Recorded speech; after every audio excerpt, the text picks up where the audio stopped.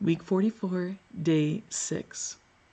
Now, we're still on the last week of Jesus' life. We are still on Maundy Thursday.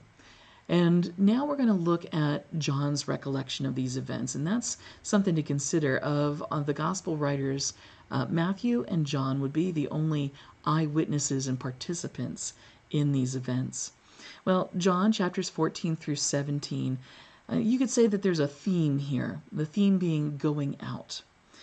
When we look at chapter 13 and verse 30, it says that Judas goes out into the darkness. He leaves the light of the upper room where they're having the meal. He leaves the presence of Jesus, the presence of God on earth, to go out into the darkness, where he is ultimately going to betray God.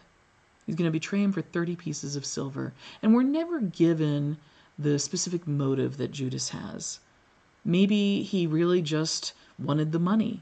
It's said that he kept the money bag and helped himself to it. He embezzled from it on a regular basis. So maybe he just wanted the money.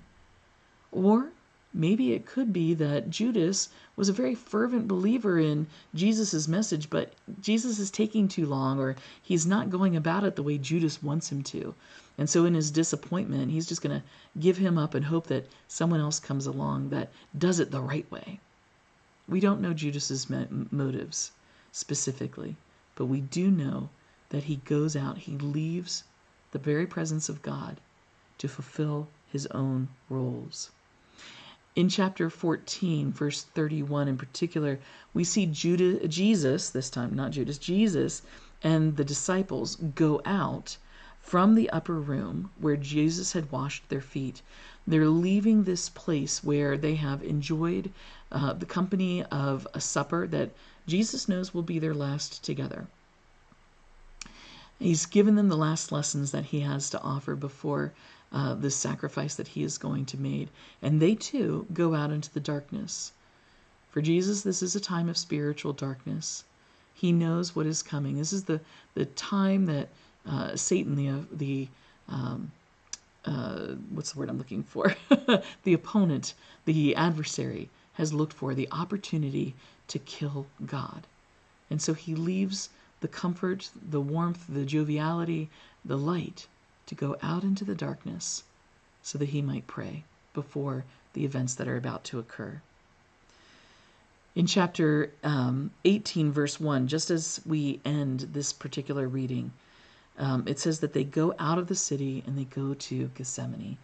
They go to the place where Jesus will make the prayer and make that final decision that will make the difference between us living lives of sin and never being able to repay the wages that we've earned, and that price, those wages, to be paid in full by Jesus' own sacrifice.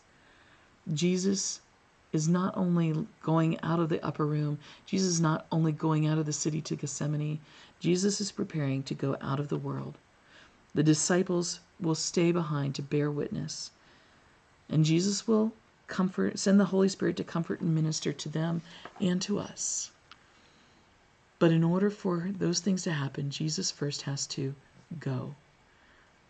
And because Jesus goes out, we have the power and the ability, the strength, not on our own, but through the Holy Spirit, to go out as well. When is the last time you and I have gone out and shared the love of Jesus, the love of God through Jesus, to others, those who need it, who are still weighed down by the wages of sin? Jesus is calling us now today too to go out on God's behalf.